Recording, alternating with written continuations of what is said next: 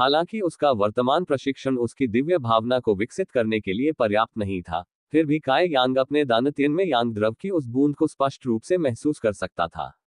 एक ही विचार से यांग बूंद हिलने लगी। ये यांग द्रव युद्ध के दौरान प्रयोग करने योग्य था, लेकिन काई यांग ने अभी तक इसका परीक्षण नहीं किया था। अंततः काली किताब का स्पष्टीकरण पर्याप्त नहीं था, इसलिए उसे इसकी वास्तविक क्षमता का आकलन करने के लिए इसका स्वयं परीक्षण करना आवश्यक था। यद्यपि इस मुकाम तक पहुंचने के लिए उसे कई दिनों तक कष्ट सहना पड़ा था, फिर भी यांग द्रव की इस अनोखी बूंद के निर्माण से काई यांग संतुष्ट महसूस कर रहा था। उत्साह से भरे हृदय के साथ वह शांत हो गया और रात का अधिकांश समय साधना में लगा रहा। रात के उत्तरार्ध में काई यांग ने अपनी आंखें खोली और साधना बंद कर दी। पिछले कुछ दिनों में वह लगातार भोजन छोड़ रहा था और बिना सोए रहा था। हालांकि इससे उसकी साधना में अच्छे परिणाम मिले थे, लेकिन इससे उसके शरीर पर बहुत दबाव पड़ा था। अच्छी तरह से साधना करने के लिए दीर्घकालिक खतरों से बचने के लिए आपको सभी कार्य संयम से करने चाहिए। उठकर उसने अपने नितंबों पर से धूल साफ की और हल्के से अपनी लकड़ी की झोपड़ी की ओर चल दिया। जब वह पहुंचा तो उसकी लकड़ी की झोपड़ी का दरवाजा थोड़ा खुला था, जिससे काई यांग को पता चल गया। जब वह चला गया तो उसे साफ याद आया कि उसने दरवाजा बंद कर दिया था। वह सावधानी से आगे बढ़ा और धीरे से दरवाजा खोला। अंदर झांककर जो दृश्य उसका इंतजार कर रहा था, उसने काई यांग को क्षण भर के लिए स्तब्ध कर दिया। ऐसा लग रहा था जैसे वह किसी पेंटिंग से, किसी सपने या कल्पना से लिया गया हो। यह इतना अलौकिक था। उसकी लकड़ी की झोपड़ी के अंदर असल में सिर्फ उसका बिस्तर था, और उसके बिस्तर पर एक व्यक्ति, खास तौर पर एक महिला, सो रही थी। छत के छेद से कमरे में आ रही चांदनी बिस्तर पर सो रही महिला पर पड़ रही थी। चांदनी कमरे को रोशन कर रही थी। काई यांग ने देखा कि उसके दोनों हाथ बड़े करीने से मुड़े हुए थे और उसके पेट पर रखे हुए थे, और उसकी सुडौल छाती उसकी सांसों के साथ लयबद्ध होकर ऊपर नीचे हो रही थी। चांदनी में उस महिला की गर्दन और त्वचा चमकती बर्फ की तरह सफेद थी, और उसके सिर के चारों ओर फैले रेशमी गोमेद जैसे काले बाल भी थे। उसके कंधे उसे नाजुक और कमजोर बना रहे थे, जबकि उसके कानों के लोब एक तरह के आकर्षण को रोक रहे थे। क्योंकि वह लेटी हुई थी, उसकी पतली टांगें, उसकी पतली कमर और उसका सुंदर शरीर काई यांग को पूरी तरह से दिखाई दे रहा था। काई यांग ने सिकाडा जैसे पतले घूंघट में अपना चेहरा नहीं देखा, लेकिन उसके चिकने माथे पर एक नीला रत्न जड़ा हुआ था। यही एकमात्र आभूषण था जो उसने पहना था, और हालांकि यह इतना महंगा नहीं था, फिर भी उसे लगा कि यह उसके शीतल और पवित्र आभामंडल को पूरी तरह से निखार रहा है। कमरे को रोशन करती धुंधली चांदनी उसकी सुंदरता को और भी निखार रही थी। वह ऐसी लग रही थी मानो वह चंद्र महल से आई कोई अमर देवी हो, क्योंकि सिर से पांव तक उसमें एक भी दोष नहीं था और उसका एक भी अंग दिव्य आभा से नहीं चमक रहा था।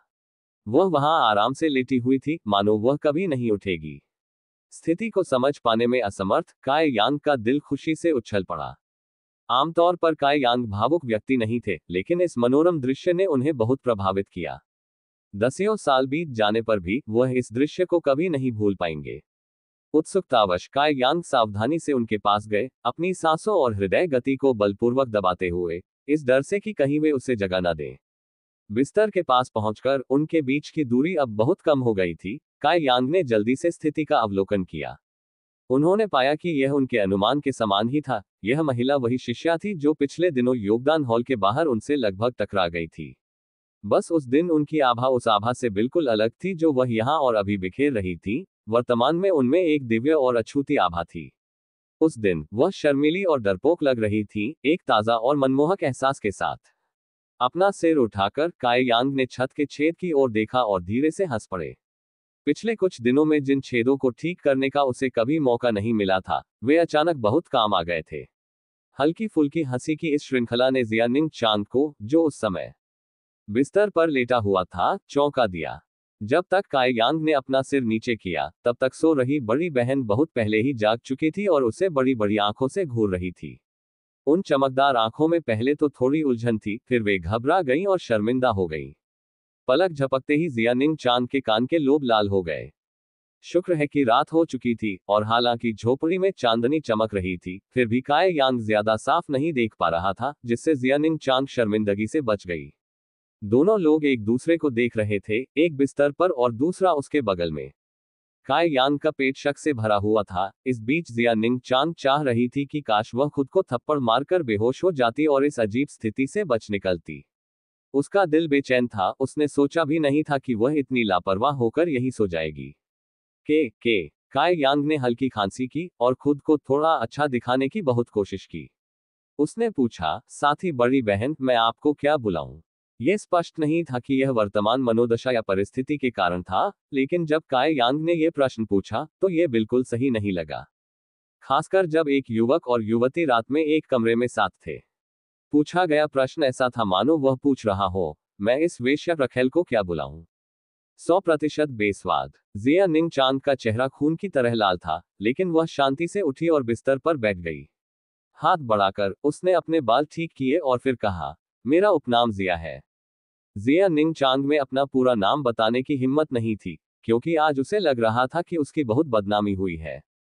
तो यह असल में बड़ी बहन जिया है। मैं बड़ी बहन जिया के लिए क्या कर सकती हूँ? अगर उसे उससे कुछ नहीं चाहिए था, तो ये देवता जैसी महिला उसे ढूंढने उसकी कुटिया में क्यों आए?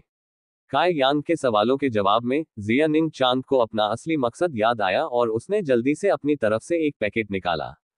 अपनी भावनाओं को शांत करते हुए उसने कहा, आज दोपहर ब्लैक विंड माउंटेन से एक शिकारी तुम्हें ढूंढने आया था। उसने सूर्यास्त तक इंतजार किया, लेकिन तुम अभी तक नहीं आए। मैंने देखा कि उसे घर लौटने की जल्दी थी, इसलिए मैं उससे बात करने गई। उस शिकारी ने कहा कि वह अपनी जान बचाने के लिए तुम्हारा बहुत आभारी है और उसने मुझसे ये पैकेट तुम्हें देने के लिए कहा, और उसने ये भी कहा कि भविष्य में वह तुम्हें व्यक्तिगत रूप से धन्यवाद देने आएगा। उसकी यह बात सुनकर काई यांग के पास शब्द नहीं बचे, क्योंकि वह जानता था कि वह व्यक्ति कौन था। पहाड़ों का शिकारी। पिछली बार जब वह ब्लैक विंड माउंटेन में गया था, तो उसने पिता और पुत्र दोनों की जान बचाई थी। काई यांग ने हाथ बढ़ाकर पैकेट स्वीकार कर लिया। सिर हिलाते हुए उसने कहा, ओह, तो यह ऐसा ही था। जिया निंग चांग ने चुपके से अपनी आंखें उठाई और उसकी तरफ देखते हुए पूछा, मुझे तुम्हारी कोई चीज सौंपी गई थी, और मैंने लगभग पूरा दिन तुम्हारे लौटने का इंतजार किया था, फिर भी तुम। और इंतजार करते करते उसे नींद आ गई। उसे जोर से कहने की हिम्मत नहीं हुई। यह उसके लिए बहुत निराशाजनक था, और वह भी अनजाने में किसी और के बिस्तर पर सो गई थी। काई यांग आज की बात पूरी तरह समझ गया था। जोर से हंसते हुए हंसी उसने कहा, मैंने बड़ी बहन को परेशान कर दिया है, इसलिए अगली बार मैं पहले ही वापस आ जाऊंगा। जिया निंग चांग को समझ नहीं आया कि यह उसकी अपनी गलतफहमी थी या दूसरे पक्ष ने जानबूझकर ऐसा कहा था। खैर, यह अजीब लग रहा था, जैसे कोई पति अपनी पत्नी से कोई वादा कर रहा हो। अपने होंठ काटते हुए जिया निंग चांग ने कुछ असंतोष के साथ जवाब दिया, तुम देर से आओ या जल्दी, इससे कोई फर्क नहीं पड़ता, पैकेज तुम्हें पहले ही सौंप दिया गया है। मैं अब विदा लेता हूँ। अपनी बात पूरी करते हुए उसके कूल्हों के हिलने और पैरों की धमक के साथ उसका शरीर जल्द ही गायब हो गया कमरे में, और एक खास व्यक्ति की नाक के आसपास सिर्फ एक मीठी खुशबू रह गई। ये बड़ी बहन जिया सचमुच बहुत शर्मीली थी। उस दृश्य के बारे में सोचते हुए काई यांग को एक गर्मजोशी का एहसास हुआ। मुड़कर काई यांग शिकारी द्वारा छोड़े गए पैकेट को खोलने गई। उसे खोलते ही काई यांग ने पाया कि उसमें दो नीले रंग के लंबे गाउन थे। ये गाउन सिलाई दर सिलाई, धागे दर धागा से बनाए गए थे, और सुई का काम घना और गुच्छेदार था, कारीगरी बहुत बारीकी से की गई थी।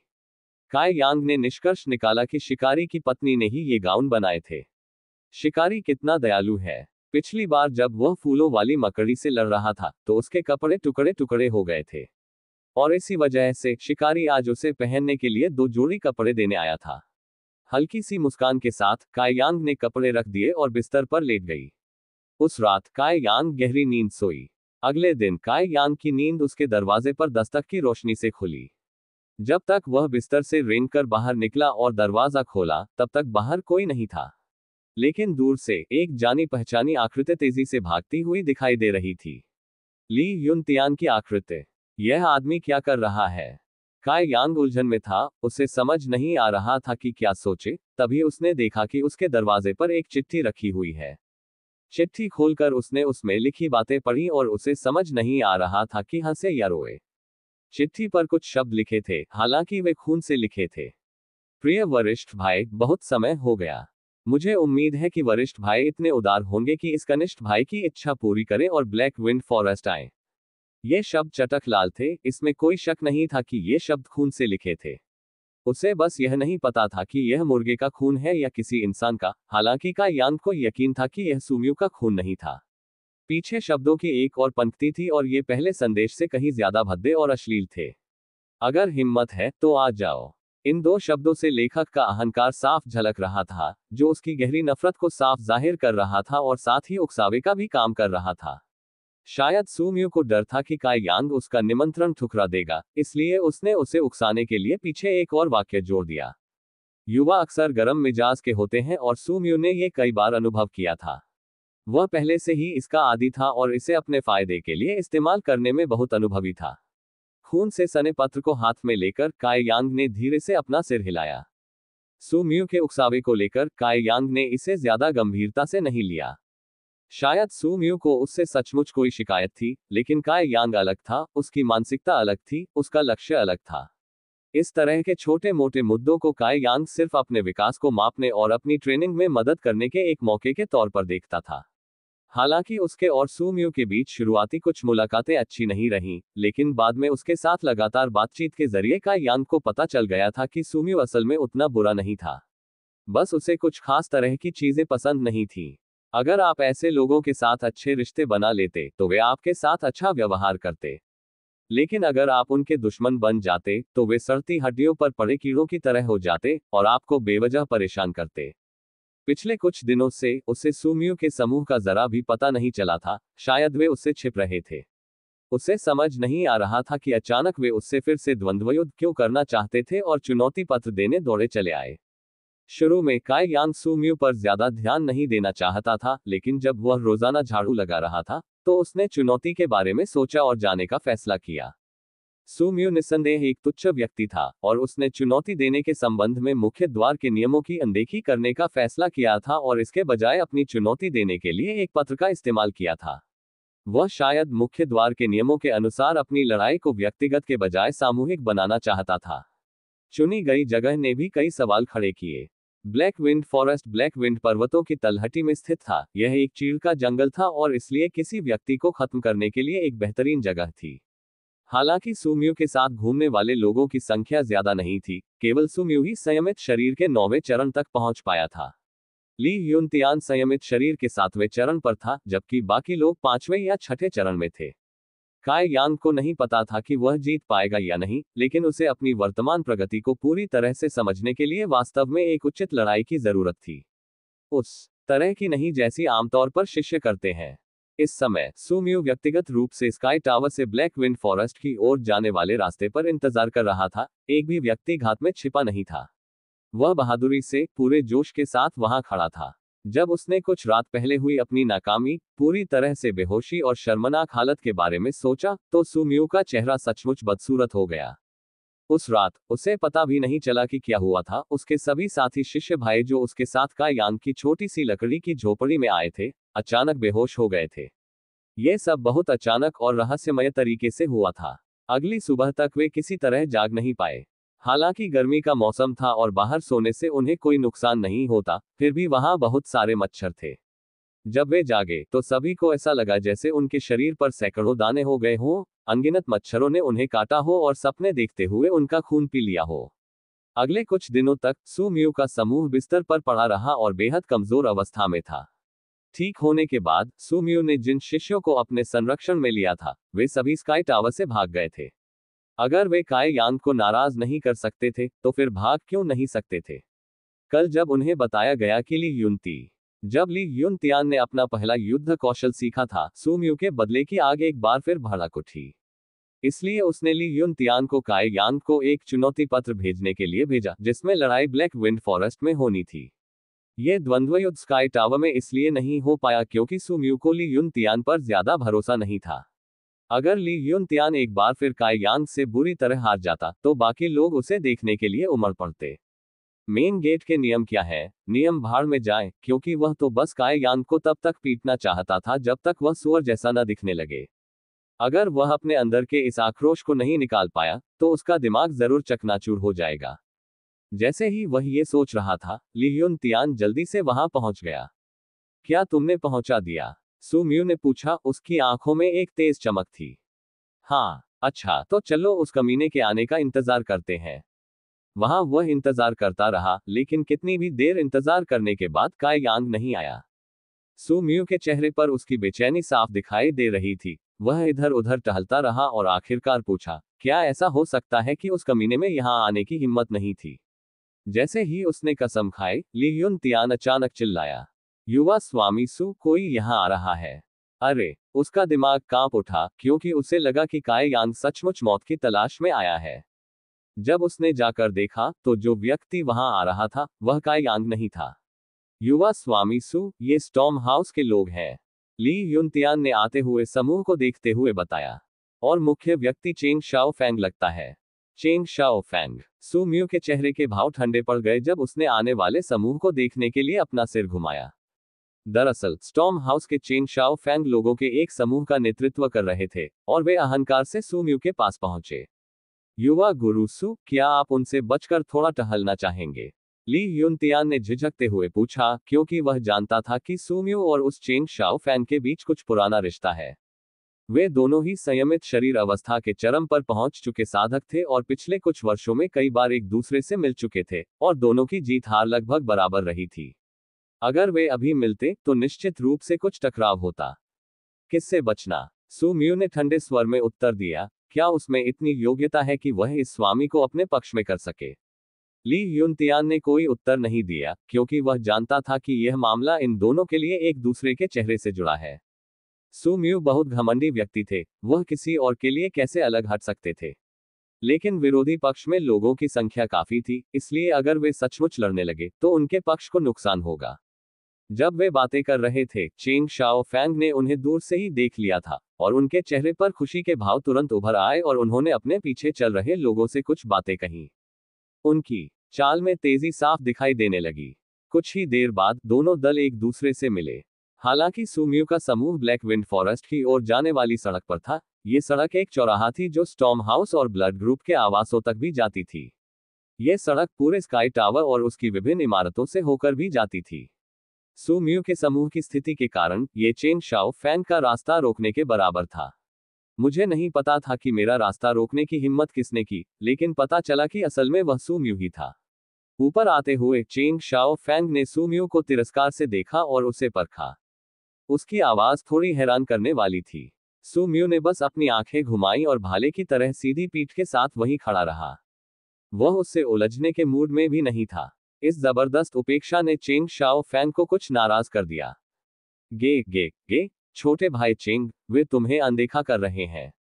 एक कोमल आवाज सुनाई दी, सुनने में सुखद तो थी, लेकिन एक बेकाबू एहसास दे रही थी। आवाज सुनते ही सू म्यू ने देखा कि चेंग शाओ फैंग के पीछे एक खूबसूरत युवती खड़ी है। इस युवती ने एक ढीली जैकेट पहनी हुई थी, जिसके गुलाबी कंधे थोड़े से दिख रहे थे, और उसकी आभा चीनी मिट्टी की गुड़िया जैसी थी। उसकी स्कर्ट मुश्किल से उसके नितंबों को ढक रही थी, जिससे उसका आधा शरीर दिखाई दे रहा था। उसकी गोरी टांगें भी दिख रही थीं और उसके जैद जैसे पैर लकड़ी के जूतों में बंद थे। छोटी और खूबसूरत रत्न जैसी चमकती उंगलियों के साथ एक जोड़ी मोहक आंखें थीं। युवती और सू म्यू की उम्र में ज्यादा फर्क नहीं था, लेकिन उसके चलने का अंदाज काफी ज्यादा वयस्क था। उसके कूल्हे मोहक ढंग से हिल रहे थे। हजारों तरह के प्रलोभनों के साथ उसके सीने से भयंकर लहरें निकल रही थीं, जिससे उसे देखने वाला हर कोई बेहोश हो जाता था। इतनी कम उम्र में ही उसमें एक परिपक्व महिला का भाव आ गया था। बस ये भाव अभी पूरी तरह विकसित नहीं हुआ था, इसलिए ये थोड़ा अस्वाभाविक लग रहा था। हु मेई एर। जब उसने इस युवती को देखा तो सू म्यू के चेहरे के भाव बदल गए। उसका मुंह मुस्कुराहट में बदल गया और उसकी नजर उसके शरीर पर घूम गई। अनजाने में उसने मुंह में लार भर ली। सू म्यू ने भी इतनी प्रतिक्रिया दी थी। ली युनतियान जैसे कम आत्म संयम वाले लोगों की तो बात ही छोड़िए। हर जोड़ी आंखें हु मेई एर के शरीर पर ड्रैगनफ्लाई और टिड्डियों की आंखों की तरह चिपकी हुई थीं। जैसे ही वे उस सुगठित आकृति को घूरते रहे, उनकी सांसें धीरे धीरे तेज होने लगी और उनका शर्मनाक अंतर्मन प्रकट हो गया। हालांकि दुनिया भर में सुंदर लड़के लड़कियां दुर्लभ नहीं थे, लेकिन हु मेई एर जैसी असाधारण सुंदरता वाले लड़के बेहद दुर्लभ थे। यह तो बताने की जरूरत ही नहीं कि वह सिर्फ 15-16 साल की लड़की थी और उसकी त्वचा अभी भी इतनी कोमल थी कि नवीनतम निविया स्किन क्रीम इस्तेमाल करने वालों की भी पहुंच से बाहर थी, जिसने उसके शरीर की मारक क्षमता में और भी घातकता जोड़ दी थी। ली युनतियान और बाकी लड़के अभी भी युवावस्था में थे, और उनमें प्रबल क्यूई ऊर्जा भी थी, इसलिए जब उन्होंने ऐसा उत्तेजक दृश्य देखा तो उनकी प्रतिक्रिया कल्पना से परे थी। लेकिन स्काई टावर के मंडप में लड़कों की विभिन्न प्रतिक्रियाओं ने हु मेइएर को न तो क्रोधित किया और न ही घृणा, बल्कि इसके विपरीत वह उनकी प्रतिक्रियाओं का आनंद लेती हुई प्रतीत हुई। अपने मुंह पर प्यार से हाथ रखते हुए उसने कहा, कुतिया प्लीज, सच में नहीं कहा, लगता है छोटा भाई सू इस बड़ी बहन को पहचानता है। सू मू ने हल्की खांसी की और खुद को थोड़ा सा संभलाने की कोशिश की। चेहरा थोड़ा लाल होते हुए उसने जवाब दिया, जाहिर है मैं तुम्हें पहचानता हूं। Cheng Shao Fang storm house में संयमित शरीर साधकों का नेता था, जबकि यह हु मेइएर रक्त समूह में उनकी नेता थी, और इस महिला की व्यक्तिगत हैसियत साधारण नहीं थी, क्योंकि वह रक्त समूह के स्वामी की बेटी थी। बस उसकी प्रतिष्ठा बहुत अच्छी नहीं थी, और यह भी कि रक्त समूह के स्वामी हु मान उस पर नियंत्रण नहीं रखते थे और उसे अपनी मर्जी से काम करने देते थे। हालांकि हु मेइएर अभी छोटी थी, लेकिन उसके नियंत्रण में आने वाले लोगों की संख्या बहुत ज्यादा थी। आज ही वह चेंग शाओ फैंग के साथ क्यों घूम रही थी, यह एक रहस्य था। क्या ऐसा हो सकता है कि वह भी उसके संरक्षण में आ गया हो? ये सोचकर सू म्यू को बेहद ईर्ष्या होने लगी। पहले वह चेंग शाओ फैंग की औरतों के साथ अच्छी किस्मत देखकर ईर्ष्या करता था, लेकिन अब वह एक औरत के वशीभूत हो गया था। ये सोचकर सू के चेहरे पर न सिर्फ एक अजीब सी मुस्कान आ गई, बल्कि जब उसने फिर से चेंग शाओ फैंग की तरफ देखा तो उसके चेहरे पर तिरस्कार का भाव उभर आया। उसकी नजरों ने चेंग शाओ फैंग को बेहद असहज कर दिया, जबकि स्काई टावर पवेलियन के लोगों की नजरें अभी भी हु मेइएर के शरीर पर टिकी थी, जो गोल गोल घूम रहा था और सू म्यू उसे घूर रहा था, जिससे उसका मूड खराब हो गया। उसी समय वह कुछ कदम आगे बढ़ा और हु मेइएर से उनकी नजरें कट गईं। यह सामान्य सी लगने वाली हरकत हु मेइएर को मजाक में अपने होंठ भींचने पर मजबूर कर गई। सू म्यू, अपने लोगों से कहो कि वे रास्ता दें। चेंग शाओ फैंग ने उदास चेहरे से कहा। उसने शिष्टाचार के कुछ शब्द भी कहने की जहमत नहीं उठाई। सू मू ने केवल हे हे करके उपहास किया। महान सड़क आकाश तक जाती है, हर कोई अपना रास्ता खुद बनाता है, तो हम तुम्हारा रास्ता कैसे रोक सकते हैं? हाँ, चेंग शाओ फैंग ने धुंधले भाव से उत्तर दिया। अगर मैं हट न जाऊं तो क्या होगा? सू मू ने पूछा। एक उपाय, क्योंकि दोनों लोगों के बीच तनाव और मनमुटाव रातों रात पैदा होने वाला नहीं था। इस वजह से वे एक दूसरे के तरीकों को लेकर बहुत स्पष्ट थे, तो सू मू को किस बात का डर था? छोटे भाई चेंग, छोटे भाई सू का यहाँ खड़ा होना कोई महत्वपूर्ण बात नहीं है, हम बस एक चक्कर लगा सकते हैं, कोई तुम्हारे बारे में कुछ नहीं कहेगा। हु मेइएर ने अचानक बीच में आकर कहा।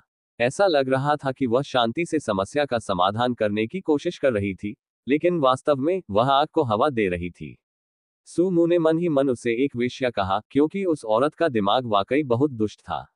जैसे ही वह ब्लड ग्रुप की सदस्य बनी, वह स्काई टावर पवेलियन और स्टॉर्म हाउस के बीच दुश्मनी को चरम पर पहुंचाने और लड़ाई छिड़ने के लिए बेताब थी। जैसे ही चेंग शाओ फैंग ने हु मेइएर की बातें सुनी, उसका पहले का हिचकिचाता हुआ चेहरा तुरंत सख्त और निर्णायक हो गया। उसने व्यंग्यात्मक लहजे में कहा, अगर तुम अभी नहीं भागी तो पछताओगी। उसने जानबूझकर हु मेइएर के सामने सख्ती बरती। अब वह कैसे पीछे हट सकता था? हु मेइएर के मुंह के कोनों पर मुस्कान आ गई, जबकि वह दोनों लोगों को दिलचस्पी भरी निगाहों से देख रही थी, और उम्मीद में कुछ कदम पीछे हट गई।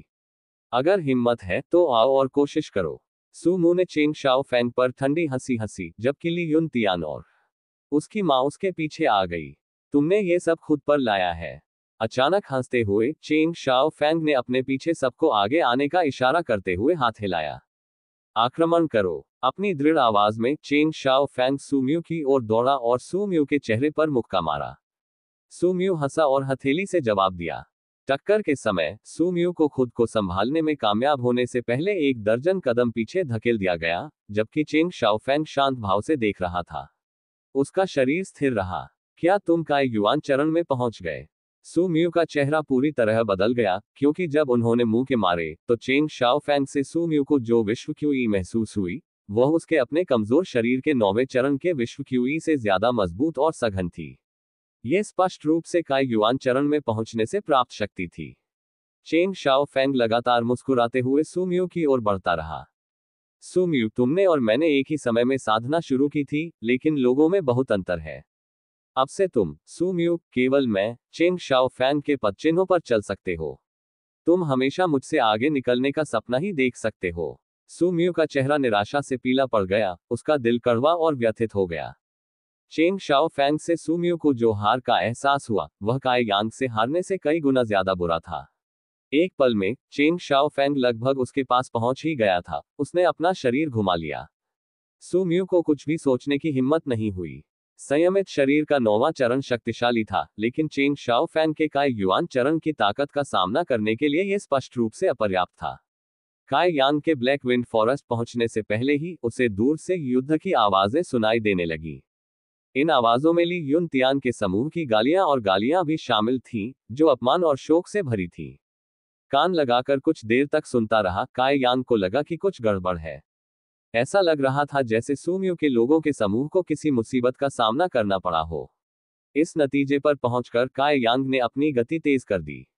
जब वह उस चौराहे पर पहुंचा तो उसने आश्चर्यजनक रूप से सु म्यू को खून से लथपथ और सूजे हुए चेहरे के साथ जमीन पर पड़ा पाया। एक नौजवान उसके ऊपर बैठा उसे पीट रहा था, और ली युन तियान और बाकी लोग सु म्यू के चारों ओर जमा हो गए। उन्होंने खुद को बचाने के लिए अपनी पूरी ताकत लगा दी, लेकिन कोई फायदा नहीं हुआ क्योंकि विरोधी पक्ष के लोगों की संख्या बहुत ज्यादा थी और उनकी संचित शक्ति बहुत ज्यादा थी। स्काई टावर पवेलियन के अनुयायी पहले से ही युद्ध में व्यस्त थे, तो वे सु म्यू पर ध्यान कैसे दे सकते थे? आज्ञा मानो या नहीं। चेंग शाओफैंग ने सु म्यू की आंख पर जोर से मुक्का मारा। सु म्यू की आंख का कोटर बहुत पहले ही फट चुका था, खून टपक रहा था। नरक में जाओ। सु म्यू ने चेंग शाओफैंग के चेहरे पर खून की एक पतली धार थूकी। आज्ञा मानो या नहीं, उसने फिर पूछा, और इस बार सु म्यू के गाल पर एक और मुक्का मारा जिससे वह सूज गया। मैं आज्ञा मानता हूं। मैं तुम्हारे पूर्वजों के आगे समर्पण करता हूं। सु म्यू की सांस फूल रही थी, फिर भी वह तीखे शब्द बोल रहा था। आज्ञा मानो या नहीं, अपनी दादी के चूतड़ के आगे समर्पण करो। चेंग शाओफैंग ने और कुछ नहीं कहा, बस आज्ञा मानो या नहीं पूछने से पहले उसने मुक्का मारा। सु म्यू लगातार जहरीले अपशब्दों से जवाब दे रहा था, जिससे चेंग शाओफैंग की मुट्ठियां और भी भारी और भी ज्यादा क्रूर होती जा रही थी। काय यांग बस दूर खड़ा होकर शांति से यह नजारा देख रहा था। उसे पता चला कि सु म्यू में कितनी हिम्मत और साहस है, और सु म्यू को इस तरह देखकर उसे अपने पुराने रूप की याद आ गई जब वह किसी ऐसे दुश्मन से मिला था जिसे वह हरा नहीं सका था। हालांकि उनके शरीर जख्मों से भरे थे, फिर भी उन्होंने हार नहीं मानी। यह मूर्खता नहीं, बल्कि अडिगता थी। शुरुआत में काय यांग ने दखल देने की योजना नहीं बनाई थी, और उसे पता भी नहीं था कि सु म्यू ने किस व्यक्ति को नाराज किया है। उसे बिना बदले की गुंजाइश दिए दबा दिया। लेकिन सु म्यू के वर्तमान अडिग स्वभाव ने काय यांग को उसे थोड़ा स्वीकार करने पर मजबूर कर दिया। उसी समय चेंग शाओफैंग भी लगातार पिटाई से थक गया था। हालांकि सु म्यू खून से लथपथ था और उसका चेहरा सूज गया था, उसकी आंखें टूटी हुई थीं और मुंह खून से भरा था, फिर भी उसके चेहरे और आंखों से घोर तिरस्कार और घृणा बिल्कुल कम नहीं हुई थी। हु मेइर ने एक बार फिर समय रहते बीच में ही टोक दिया, छोटे भाई चेंग, तुम उसे छोड़ क्यों नहीं देते? क्योंकि छोटे भाई सु का स्वभाव अडिग है और यह बड़ी बहन ऐसे लोगों को बहुत पसंद करती है। ये कहते ही सु म्यू ने अपना सिर घुमाया और गाली देते हुए कहा, बेशर्म वेश्या। चेंग शाओफैंग हेहे ने व्यंग्यपूर्वक जवाब दिया, क्या इसका चरित्र अटल है? मुझे भी ये पसंद है। ये कहते हुए उसने लापरवाही से जमीन से एक पत्थर उठाया और सु म्यू के सिर की ओर तान दिया। सु म्यू ने जहरीली नजरों से चेंग शाओफैंग को देखा। बिना पलक झपकाए उसने थूक दिया, चेंग शाओफैंग, अगर तुम आज इस युवा गुरु को नहीं मारोगे तो ये युवा गुरु तुम्हें कभी नहीं छोड़ेगा। तुम अब भी कितने बदजुबान हो। चेंग शाओफैंग के मन में बची हुई आखिरी ग्लानि अब उसके गुस्से में दब गई, और उसने बेरहमी से पत्थर को नीचे पटक दिया। इस बार अगर पत्थर उसके सिर पर लग गया, अगर सु म्यू नहीं मरा, तो कम से कम उसे गंभीर चोट तो लगेगी ही। युवा गुरु सु, ली युन तियान और बाकी लोग जमीन पर सिर पकड़े हुए बेबस होकर चिल्लाए।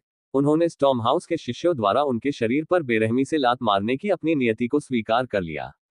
हु मेइर की आंखों में विस्मय की एक झलक दौड़ गई, उसका दिल लगातार धड़क रहा था। यह सिर्फ कनिष्ठ शिष्यों के बीच का मतभेद था, लेकिन एक शिष्य द्वारा दूसरे का दिमाग तोड़ना अलग बात थी। उसने सोचा भी नहीं था कि बात इस हद तक बढ़ जाएगी। अगर सु म्यू सचमुच अपनी हैसियत के साथ यहीं मर जाता, तो स्काई टावर पवेलियन और स्टॉर्म हाउस दुश्मनी में एक दूसरे के गले लग जाते। सबके विचार अलग अलग थे, लेकिन चेंग शाओफैंग के हाथ में रखे पत्थर को देखकर वे सभी एक हो गए। जैसे ही उन्होंने पत्थर को धीरे धीरे सु म्यू के चेहरे की ओर आते देखा, एक बेहद पतला हाथ अचानक आगे बढ़ा और पत्थर का रास्ता रोक दिया। वह हाथ उतना मजबूत नहीं लग रहा था, बल्कि औसत से भी पतला लग रहा था, और जैसे ही पत्थर का सिरा उस हाथ से टकराया, उसने हाथ को चीर दिया और खून की एक धारा बह निकली। उस हाथ से पत्थर का रास्ता अवरुद्ध होने से ये सुनिश्चित हो गया कि सुम्यू को इससे कोई और नुकसान न हो। इस लगभग घातक प्रहार के रुकते ही ली युन तियान और अन्य लोगों के तनावग्रस्त दिलों ने तुरंत राहत की सांस ली। उन्होंने उत्सुकता से अपने सिर ऊपर उठाए, क्योंकि वे देखना चाहते थे कि आखिर वह कौन था जिसने इतने महत्वपूर्ण क्षण में उस पत्थर को रोक दिया था। लेकिन जब उन्होंने उस व्यक्ति का चेहरा देखा तो उनके भाव सदमे और शर्मिंदगी में बदल गए। वरिष्ठ काय, ली युन तियान चिल्लाया, क्योंकि तमाम संभावनाओं के बावजूद उसने कभी सोचा भी नहीं था कि रक्षक वास्तव में काय यांग था, वो व्यक्ति जिस पर उन्होंने पहले घात लगाकर हमला करने और उसे पीटने की योजना बनाई थी। उस समय ली युन तियान शर्मिंदा था और अपना चेहरा दिखाने में असमर्थ था। हंगामा जल्दी ही शांत हो गया। स्टॉर्म हाउस के शिष्यों ने लात मारना बंद कर दिया और पीड़ित स्काई टावर के शिष्यों ने संभलने का अवसर लिया। एक तरफ खड़ी हु मेइर का छोटा सा मुंह खुला हुआ था, वह काय यांग को घूरते हुए कुछ सदमे में थी। उसने देखा कि हालांकि इस दुबले पतले युवक का हाथ खून से लथपथ था, फिर भी उसके माथे पर जरा भी शिकन नहीं आई थी और न ही दर्द से उसके चेहरे के भाव बदले थे। इसके विपरीत उसके चेहरे पर उत्साह और प्रत्याशा के भाव थे, उसकी चमकती आंखों में एक क्रूर चमक थी। न जाने क्यों हु मेइर को अचानक लगा कि यह व्यक्ति खतरनाक है। यह बिना सेंसर वाली टी शर्ट की कमियां सिर्फ परिपक्व दर्शकों के लिए है। बस डे पब फ्यूचर के विज्ञापन। टप टप टप टप, गहरा लाल खून उसकी उंगलियों से जमीन की ओर टपक रहा था, जिससे सन्नाटा टूट गया। चेंग शाओ फैंग का भाव पूरी तरह से काय यांग पर केंद्रित था। उसने ठंडे स्वर में पूछा, क्या तुम स्काई टावर पवेलियन के शिष्य हो? हाँ, काय यांग ने सिर हिलाया, जबकि दर्द के जाने पहचाने झटके ने उसे और उत्तेजित कर दिया और उसके पूरे शरीर में उत्तेजना से खून उबलने लगा। लड़ने के लिए बेचैनी और एड्रेनालाइन के उभार को शांत करने की कोशिश करते हुए वह अधीर हो गया।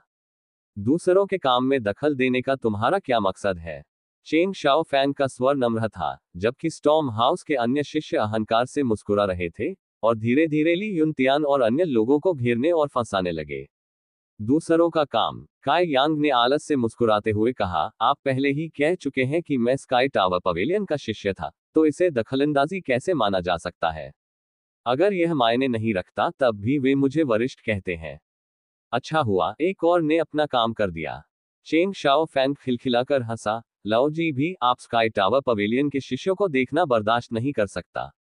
जल्दी से चले जाओ, वरिष्ठ काय। जमीन पर रेंगते हुए ली युन तियान जोर से चिल्लाया, उनके पास बहुत सारे लोग हैं, इसलिए तुम उनके मुकाबले के नहीं हो, जल्दी से चले जाओ। ली युन तियान बहुत बदकिस्मत था, क्योंकि उसकी वर्तमान स्थिति स्टॉर्म हाउस के शिष्यों के ज्यादा करीब थी। और चूंकि वह इतना हंगामा कर रहा था, एक उबा हुआ स्टॉर्म हाउस शिष्य आया और उसकी गर्दन पर वार करके उसे चुप करा दिया। जब चेंग शाओ फैंग और काय यांग आपस में बातें कर रहे थे, वे अपने शब्दों से और उस पत्थर से भी झगड़ रहे थे। चेंग शाओ फैंग ने अपनी पूरी ताकत लगा दी, लेकिन ऐसा लग रहा था जैसे पत्थर के हाथ उगाए हों और वह काय यांग के हाथों को जकड़ रहा हो।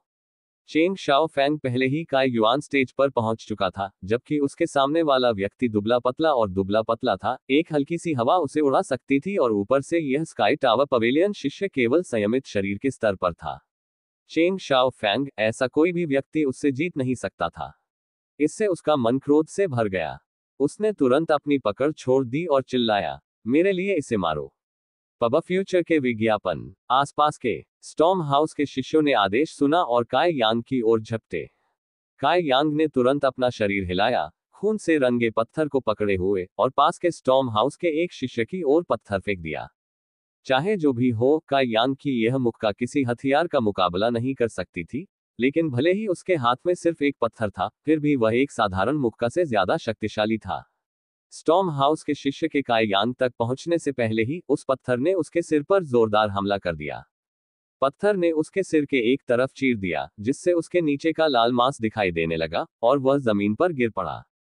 हालांकि उसने एक व्यक्ति को मारा था, काय यांग वहीं नहीं रुका, बल्कि उसकी हरकतें और भी तेज होती गईं।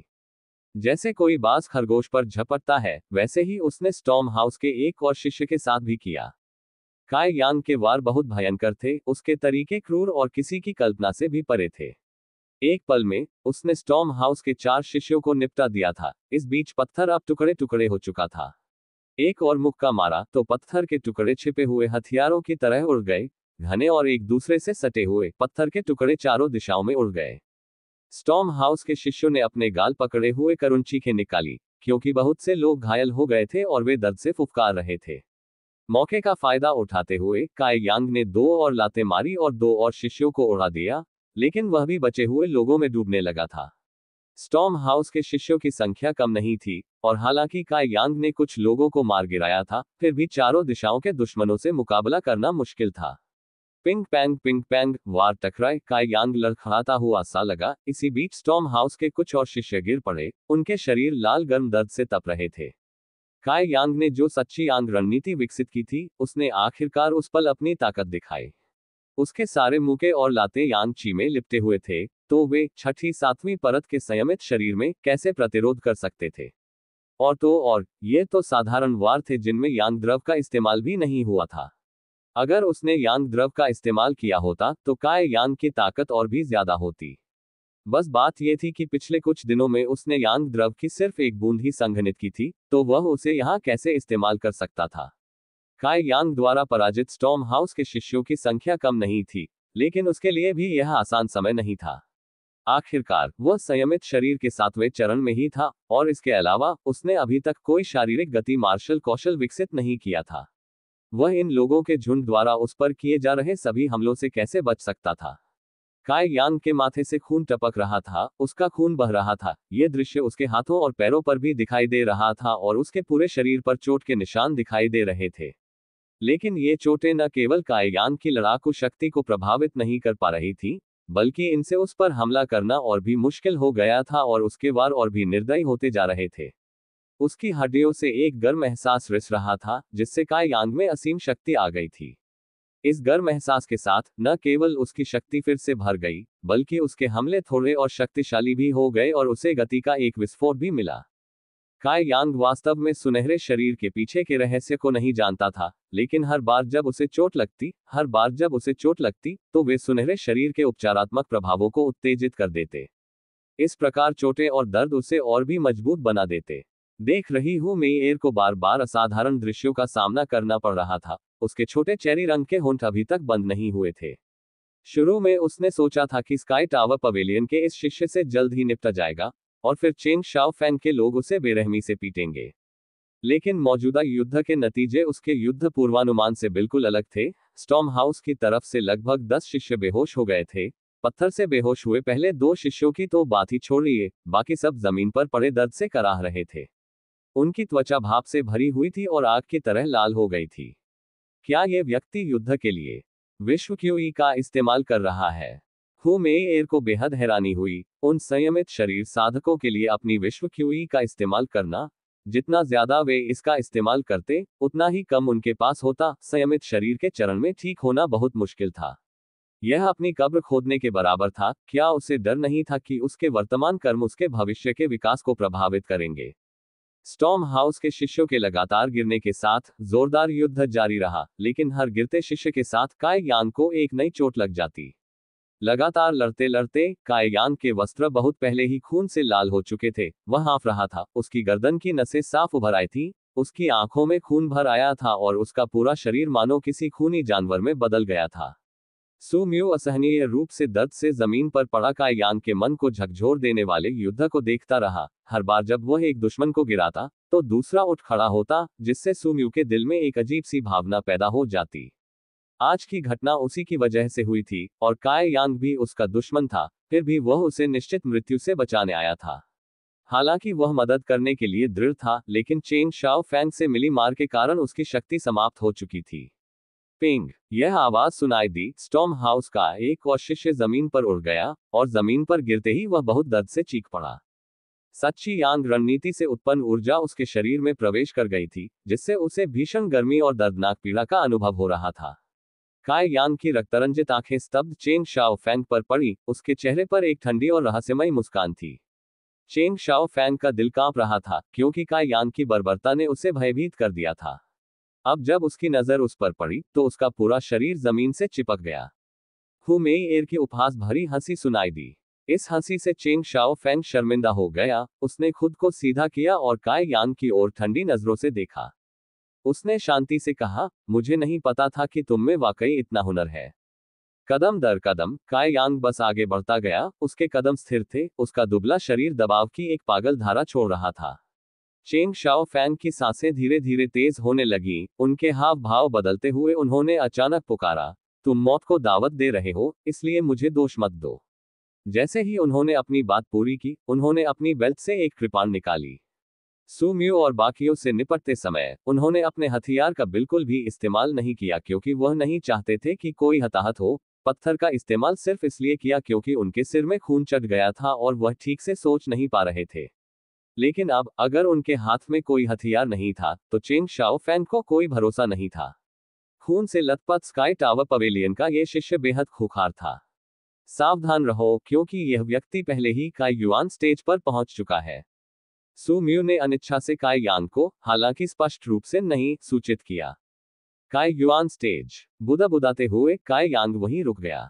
चेंग शाओ फेस प्रसन्न हो गया और तुरंत अहंकार में आकर चिल्लाया, बेटे, तुम तो अभी केवल संयमित शरीर के स्तर पर हो, तो तुम मेरे मुकाबले कैसे हो? चूंकि तुमने अपनी विश्व क्यूई का इतना बड़ा हिस्सा इस्तेमाल कर लिया है, इसलिए इसे पूरी तरह से वापस पाने में तुम्हें कम से कम कुछ महीने लगेंगे। अगर तुम लड़ते रहे तो इसका असर तुम्हारी नींव पर पड़ेगा और अब आगे बढ़ने के बारे में सोचना भी मत। अब एक अच्छे बच्चे की तरह बनो और माफी के लिए घुटने टेको। मैं काई यांग तेजी से आगे बढ़ चुका था। चेंग शाओफेग बहुत घबरा गया, क्या यह इंसान बेवकूफ है? उसे पहले से ही पता था कि वह काई युआन स्टेज पर है, फिर भी उसने आगे बढ़ने की हिम्मत की। हालांकि वह हैरान था, चेंग शाओफेग ने लापरवाही बरतने की हिम्मत नहीं की। तलवार पकड़कर उसने काई यांग की ओर वार किया। इस सीधे हमले के जवाब में काई यांग ने कुछ ऐसा किया जिसकी किसी ने कल्पना भी नहीं की होगी। उसने अपनी हथेली खोली और उसे पकड़ने का इशारा किया। हालांकि यह कृपाण एक साधारण श्रेणी का हथियार था, फिर भी यह एक धारदार हथियार था। एक शारीरिक मानव शरीर ऐसे हथियार का सामना कैसे कर सकता है? चेंग शाओ फैंग के चेहरे पर खुशी थी, ये सोचकर कि वह अपनी ही मौत की राह पर चल रहा है। अपनी लंबी कृपाण की गति बढ़ाते हुए वह काई यांग की खुली हथेली का अभिवादन करने गया। पू की आवाज आए, ऐसा लग रहा था कि सबने ठीक वैसा ही किया जैसा सोचा था। कृपाण काई यांग के हाथ में चुभ गई और खून चारों तरफ फैल गया। दोस्तों, अगर कहानी अच्छी लगे तो चैनल को सब्सक्राइब कर देना और वीडियो को लाइक कर देना। हु मेई एयर चौंक गई जब उसने काई यांग का आत्मविश्वास देखा और देखा कि कैसे उसने उसका भव्यता और शक्ति के साथ स्वागत किया, तो उसे लगा कि उसके पास कोई अकल्पनीय और अद्भुत तरीका है। लेकिन अब जब उसने देखा कि चेंग शाओ फैंग उसे इतनी आसानी से घायल कर देता है, तो वह निराश हुए बिना नहीं रह सकी। आखिरकार वह व्यक्ति कुछ खास नहीं निकला और उसमें सिर्फ मूर्खता थी। हु मेई एयर के विचार समाप्त होने से पहले ही वे 180 डिग्री बदल गए। हालांकि काई यांग का हाथ छिद गया था, फिर भी वह रुका नहीं और चेंग शाओ फैंग की ओर बढ़ता रहा। पलक झपकते ही दोनों लोग एक दूसरे की पहुंच में आ गए, जबकि तलवार पर मांस की आवाज ने दूसरों को सिहरन पैदा कर दी। पा आवाज आई, काई यांग का कटार वाला हाथ चेंग शाओ फैंग के तलवार वाले हाथ और उसके हैंडल को पकड़ने लगा। उन्मत्त काई यांग को अपने सामने पाकर चेंग शाओ फैंग अब अपना डर नहीं छिपा सका। जैसे ही उसने अपनी तलवार वापस खींचने की कोशिश की, प्रतिद्वंद्वी ने जान बचाने के लिए उसे मजबूती से पकड़ लिया। दुर्भावनापूर्ण हंसी हंसते हुए काई यांग की रक्तरंजित आंखों में खून की प्यास चमक उठी। स्टॉर्म हाउस के शिष्यों के लगातार गिरने के साथ जोरदार युद्ध जारी रहा, लेकिन हर गिरते शिष्य के साथ काई यांग को एक नई चोट लग जाती। लगातार लड़ते लड़ते काई यांग के वस्त्र बहुत पहले ही खून से लाल हो चुके थे। वह हाँफ रहा था, उसकी गर्दन की नसें साफ उभर आई थी, उसकी आंखों में खून भर आया था और उसका पूरा शरीर मानो किसी खूनी जानवर में बदल गया था। सू म्यू असहनीय रूप से दर्द से जमीन पर पड़ा काई यांग के मन को झकझोर देने वाले युद्ध को देखता रहा। हर बार जब वह एक दुश्मन को गिराता, तो दूसरा उठ खड़ा होता, जिससे सू म्यू के दिल में एक अजीब सी भावना पैदा हो जाती। आज की घटना उसी की वजह से हुई थी, और काई यांग भी उसका दुश्मन था, फिर भी वह उसे निश्चित मृत्यु से बचाने आया था। हालांकि वह मदद करने के लिए दृढ़ था, लेकिन चेंग शाओ फैंग से मिली मार के कारण उसकी शक्ति समाप्त हो चुकी थी। पिंग, यह आवाज सुनाई दी। स्टॉर्म हाउस का एक और शिष्य जमीन पर उड़ गया, और जमीन पर गिरते ही वह बहुत दर्द से चीख पड़ा। सच्ची यांग रणनीति से उत्पन्न ऊर्जा उसके शरीर में प्रवेश कर गई थी, जिससे उसे भीषण गर्मी और दर्दनाक पीड़ा का अनुभव हो रहा था। काई यांग की रक्तरंजित आंखें स्तब्ध चेंग शाओ फैंग पर पड़ी, उसके चेहरे पर एक ठंडी और रहस्यमयी मुस्कान थी। चेंग शाओ फैंग का दिल कांप रहा था, क्योंकि काई यांग की बर्बरता ने उसे भयभीत कर दिया था। अब जब उसकी नजर उस पर पड़ी, तो उसका पूरा शरीर जमीन से चिपक गया। हु मेई एर की उपहास भरी हंसी सुनाई दी। इस हंसी से चेंग शाओ फैंग शर्मिंदा हो गया। उसने खुद को सीधा किया और काई यांग की ओर ठंडी नजरों से देखा। उसने शांति से कहा, मुझे नहीं पता था कि तुम में वाकई इतना हुनर है। कदम दर कदम काई यांग बस आगे बढ़ता गया। उसके कदम स्थिर थे, उसका दुबला शरीर दबाव की एक पागल धारा छोड़ रहा था।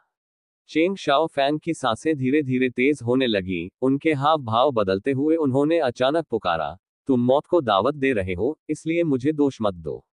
जैसे ही उन्होंने अपनी बात पूरी की, उन्होंने अपनी बेल्ट से एक कृपाण निकाली। सु म्यू और बाकियों से निपटते समय उन्होंने अपने हथियार का बिल्कुल भी इस्तेमाल नहीं किया क्योंकि वह नहीं चाहते थे कि कोई हताहत हो। पत्थर का इस्तेमाल सिर्फ इसलिए किया क्योंकि उनके सिर में खून चढ़ गया था और वह ठीक से सोच नहीं पा रहे थे। लेकिन अब अगर उनके हाथ में कोई हथियार नहीं था तो चेंग शाओ फैंग को कोई भरोसा नहीं था। खून से लथपथ स्काई टावर पवेलियन का यह शिष्य बेहद खूंखार था। सावधान रहो क्योंकि यह व्यक्ति पहले ही काई युआन स्टेज पर पहुंच चुका है। सु म्यू ने अनिच्छा से काई यांग को, हालांकि स्पष्ट रूप से नहीं, सूचित किया। काई युआन स्टेज। बुदाते हुए काई यांग वहीं रुक गया। चेंग शाओ फेस प्रसन्न हो गया और तुरंत अहंकार में आकर चिल्लाया, बेटे, तुम तो अभी केवल संयमित शरीर के स्तर पर हो, तो तुम मेरे मुकाबले कैसे हो? चूंकि तुमने अपनी विश्व क्यूई का इतना बड़ा हिस्सा इस्तेमाल कर लिया है, इसलिए इसे पूरी तरह से वापस पाने में तुम्हें कम से कम कुछ महीने लगेंगे। अगर तुम लड़ते रहे तो इसका असर तुम्हारी नींव पर पड़ेगा और अब आगे बढ़ने के बारे में सोचना भी मत। अब एक अच्छे बच्चे की तरह बनो और माफी के लिए घुटने टेको। मैं काई यांग तेजी से आगे बढ़ चुका था। चेंग शाओ फेंग बहुत घबरा गया। क्या यह इंसान बेवकूफ है? उसे पहले से ही पता था कि वह काई युआन स्टेज पर है, फिर भी उसने आगे बढ़ने की हिम्मत की। हालांकि वह हैरान था, चेंग शाओ फेंग ने लापरवाही बरतने की हिम्मत नहीं की। तलवार पकड़कर उसने काई यांग की ओर वार किया। इस सीधे हमले के जवाब में काई यांग ने कुछ ऐसा किया जिसकी किसी ने कल्पना भी नहीं की होगी। उसने अपनी हथेली खोली और उसे पकड़ने का इशारा किया। हालांकि यह कृपाण एक साधारण श्रेणी का हथियार था, फिर भी यह एक धारदार हथियार था। एक शारीरिक मानव शरीर ऐसे हथियार का सामना कैसे कर सकता है? चेंग शाओ फैंग के चेहरे पर खुशी थी, ये सोचकर कि वह अपनी ही मौत की राह पर चल रहा है। अपनी लंबी कृपाण की गति बढ़ाते हुए वह काई यांग की खुली हथेली का अभिवादन करने गया। पू की आवाज आए। ऐसा लग रहा था कि सबने ठीक वैसा ही किया जैसा सोचा था। कृपाण काई यांग के हाथ में चुभ गई और खून चारों तरफ फैल गया। हु मेई एर चौंक गई जब उसने काई यांग का आत्मविश्वास देखा और देखा कि कैसे उसने उसका भव्यता और शक्ति के साथ स्वागत किया, तो उसे लगा कि उसके पास कोई अकल्पनीय और अद्भुत तरीका है। लेकिन अब जब उसने देखा कि चेंग शाओ फैंग उसे इतनी आसानी से घायल कर देता है, तो वह निराश हुए बिना नहीं रह सकी। आखिरकार वह व्यक्ति कुछ खास नहीं निकला और उसमें सिर्फ मूर्खता थी। हु मेई एर के विचार समाप्त होने से पहले ही वे 180 डिग्री बदल गए। हालांकि काई यांग का हाथ छिद गया था, फिर भी वह रुका नहीं और चेंग शाओ फैंग की ओर बढ़ता रहा। पलक झपकते ही दोनों लोग एक दूसरे की पहुंच में आ गए, जबकि तलवार पर मांस की आवाज ने दूसरों को सिहरन पैदा कर दी। पा आवाज आई। काई यांग का कटार वाला हाथ चेंग शाओ फैंग के तलवार वाले हाथ और उसके हैंडल को पकड़ने लगा। उन्मत्त काई यांग को अपने सामने पाकर चेंग शाओ फैंग अब अपना डर नहीं छिपा सका। जैसे ही उसने अपनी तलवार वापस खींचने की कोशिश की, प्रतिद्वंद्वी ने जान बचाने के लिए उसे मजबूती से पकड़ लिया। दुर्भावनापूर्ण हंसी हंसते हुए काई यांग की रक्तरंजित आंखों में खून की प्यास चमक उठी।